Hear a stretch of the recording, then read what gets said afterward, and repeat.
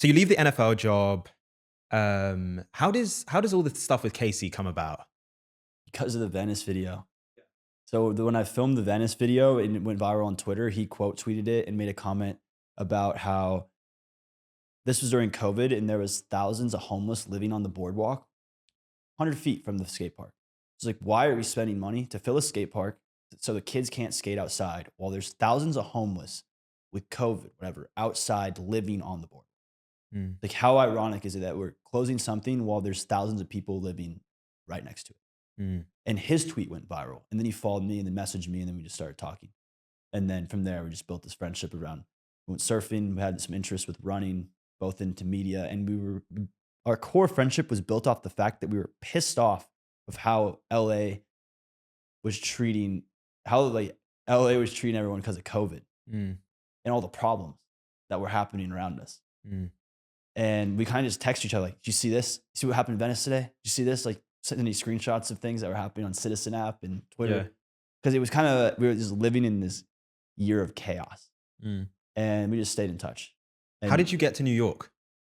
he came to my house in August of last year to borrow a lens. He was filming a video of a blind surfer in San Diego, and he was like, "I need to borrow some things. Can I come to your house?"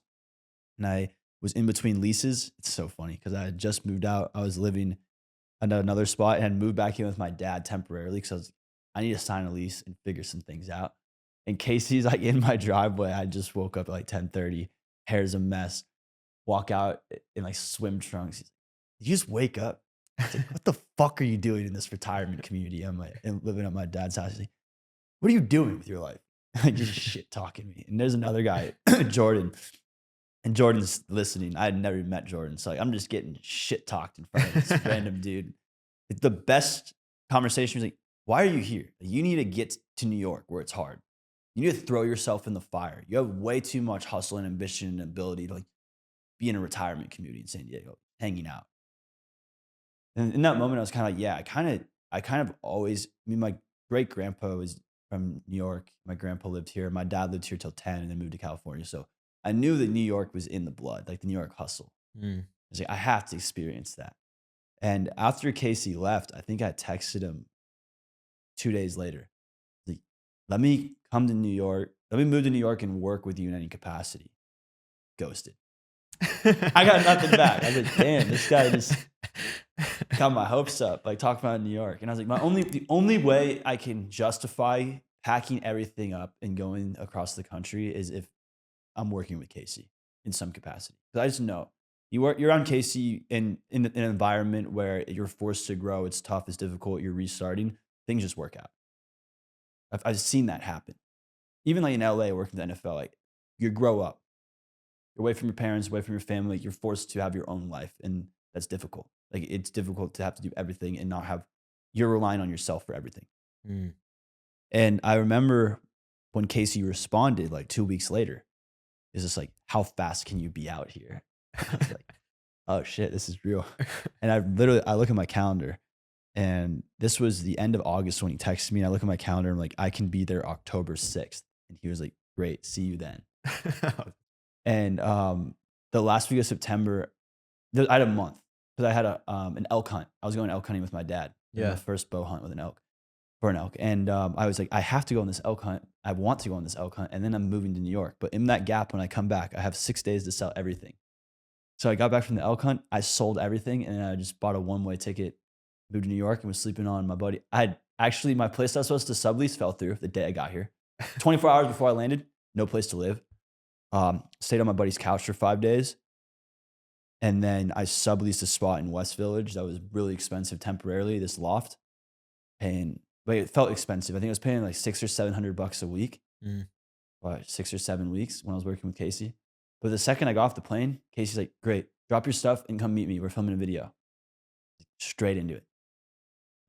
Then I just helped him make, I think, like 8 or 9 videos. And then I started building my business and I started talking to people and that started to take off. And Casey and I were running a ton and we're still really good friends and filming things. And there's like, Casey, can't work with you.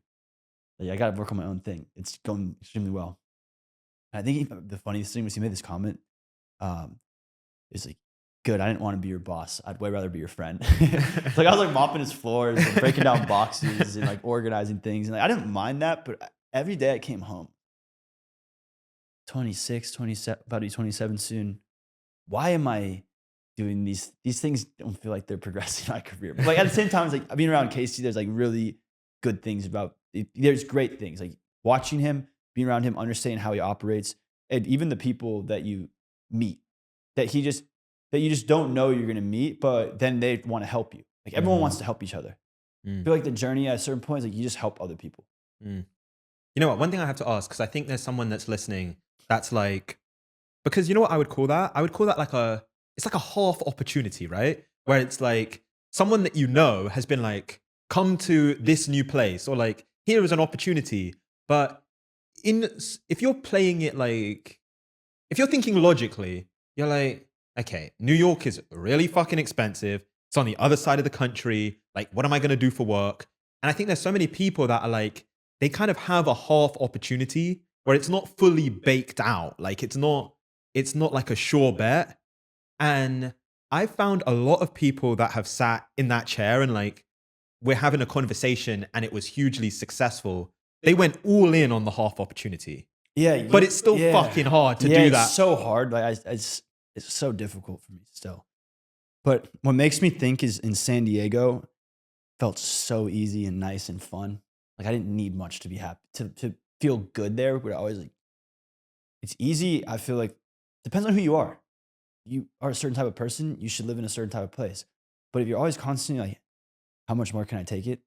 Mm, In New York, it feels like the never ending. It's never ending, which is good and bad. Like mm, certain people, if this is where your energy comes to life, I feel like I've never been the most alive. My mom was out here with my sister last week, and she's like, "I don't think I've ever seen you with that much energy, and yeah, like since you were a kid." yeah, Because at certain places, your energy comes alive, and like I talked to my sister about that. I'm like, I feel like you feel alive in New York. 100, yeah, You have to. It's tough to not feel alive or be alive here to make things work. mm, And I think that's part of too, like why Casey moved to LA, didn't like it, moved back to New York, is he didn't have that energy you get in Manhattan. mm, And like now I get my family, like how like great grandpa was here for a while, and then my dad left when he was 10. My dad has no interest in going back, but my dad enjoys the San Diego laid back, not in a city. mm, And like some days I'm like, this place forces you to work out of how uncomfortable it is. mm. Yeah. That was interesting when you said, I think I actually just like discomfort, yeah, but like I like to see like where you can take it. yeah, Like I know y- when business gets tough, I'm like, I have to go back to the fundamentals. yeah. You know what's interesting? Actually, I remember seeing a tweet from you like a week ago. It was a picture of you running in the New York City Marathon, and you were like, I think the caption was "entering the pain chamber." Yeah, the pain cave. Yeah, pain Yeah. cave. Yeah. Yeah. Because it's like you're constantly, it's not physically like go to the hospital painful. It's your mind telling you to quit because like your body's breaking down. And that's where like you're then just becoming, oh, I can do that. It was extremely hard. Everything else is not as hard. Getting on the phone to talk to all my clients is not that hard to do compared to like the physical aspect of things I've done. Mm, Or sitting down and actually focusing versus moving for 3 hours, not that difficult. Just eliminate distractions. Kind of like there's like the physical pain. You're not destroying your body, go to the hospital. You're just battling your mind, mm, like wanting to quit or not quit, that's the direct impact and like how it relates to business. It's like whenever you want to quit something because it's not working, okay, maybe it's not working because you're focusing too much time on the wrong things. If you need to focus on making an income to stay afloat so you can focus on your business, great. You have a 9 to 5. You might not like it right now. Like the NFL, I didn't like what I was doing every single day. There's things that were fun, but I knew I wasn't where I was staying. But when I was there, I found freelance jobs so I could make more money and save that outside the NFL. So like I would do my job and then I would do other jobs. And those jobs I found way more fun because I was making more money freelancing 2, 3 days a week in LA than I was making in 2 weeks at the NFL. So I would save this money and then I could apply. Okay, now I'm like building a way to not have to work the corporate creative world. mm. Then the other argument is like, why not just build your own personal brand? People are like, you can do that. Don't think there's any guarantee that you'll blow up. You might burn every dollar. It could probably make sense to make money from some other business or other job while trying to build your personal brand. Mm. Because if it doesn't work, and I think that's a tough life to like just go after being like monetizing just off social media.